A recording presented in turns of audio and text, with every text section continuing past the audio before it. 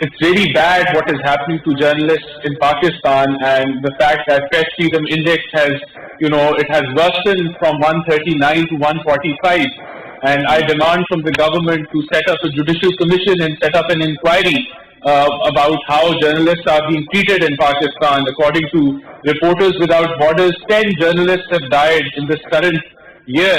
So it is this is quite a serious matter, and I see that the government is not taking it seriously. Now, coming to your question, before we are given a lecture on morality and ethics, I should remind you that rather than condemning what happened outside that parliament when Fakan Abbasi, Maryam Aurangzeb and Musaddiq Malik Sahab was attacked, he is defending that and saying that they were holding a press conference before the mobs came over there. No, they were holding after the mobs came over there. The press conference was being held over there before that, and that is a spot where many press conferences are held. And he has threatened to throw a shoe at the speaker. Obviously, I cannot defend those words, but a lot has been said in the same parliament. Abuses, other parties have been abused. Just this same day, the Minister for Religion. Is the PMLN also following suit? That's my question. No, there are 2-3 matters which need to be, on the same day. The Minister for Religious Affairs. The question is the answer to whatever happened in the National Assembly, and this is another question that I'm posing to you. I'm not interjecting. Cannot be, or can it be, in your opinion, that much worse has happened? Yes, much worse has happened. But can it be an answer? No, it's not an answer. But I'm telling you, to improve matters. Just let me finish. On the same day, the Minister for Religious Affairs, he challenged, our faith. He was confronting PMLN on Namus-e-Risalat that maybe we have a lesser stance or lesser strength on Namus-e-Risalat. So these sort of comments. And a lot more has been said. Punches have been thrown. Chairs have been thrown. No, this should not be happening. But when you have a partial speaker, when you have a speaker who cannot run the matters of the parliament, who cannot hold a normal parliamentary session because he does not act in a neutral manner, things can lead to this, and they should not.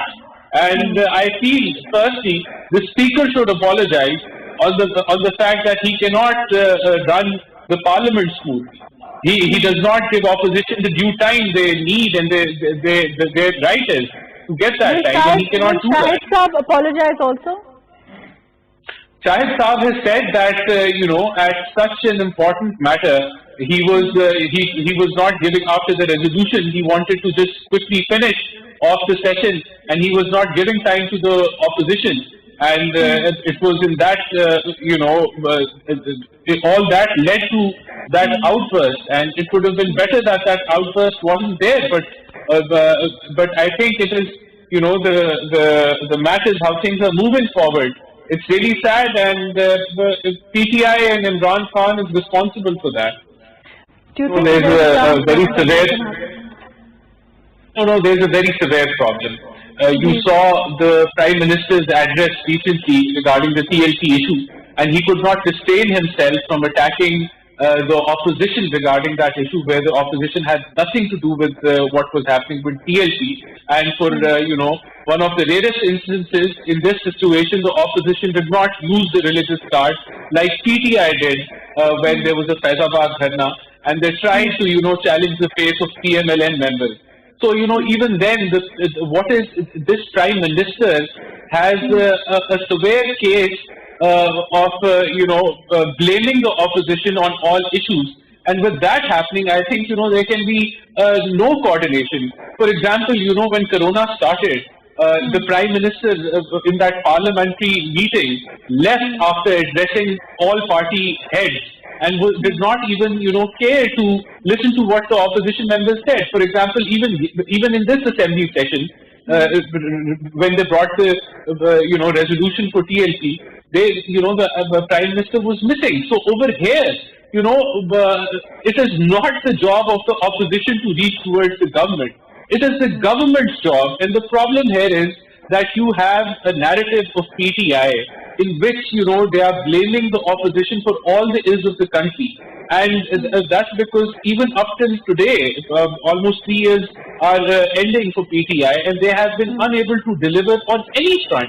So their only narrative is to blame the opposition, to mudsling the opposition, to abuse the opposition, and that is why their accountability drive has been so aggressive. That kind of abusing is not only coming from one direction at this point. I don't think there can be any confusion on that. But do you think there is a possibility? Maruf, when the Minister of Religious Affairs, even just a few days back, in the Assembly, is challenging the faith of PMLN, I mean, what could be worse than this? They could not avoid punching the opposition at such a sensitive issue. They cannot deliver a single speech where they cannot abuse the opposition.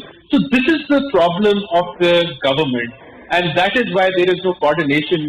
Even with the TLP matter, you saw that, they went and made agreements with this organization, and they did not bring in any consensus among the political parties, or they did not bring this agreement to the parliament even up till date. So this government is unable, incompetent to bring about consensus among political parties, and that is only because, once again, it is a problem with this Prime Minister, and that is his only narrative is to, abuse the opposition and, somehow blame everything on them, because they do not have anything on the delivery front. They do not have anything to show on the economic front, on the development front. And this narrative has failed. Even, now Shahbaz Sharif is out on bail. Ahad is out on bail. All their accountability cases are a big flop. And after 2 years, if in case they're able to complete their tenure, their only narrative, people are not going to believe them, because nothing has been proved against the opposition up till now. Only all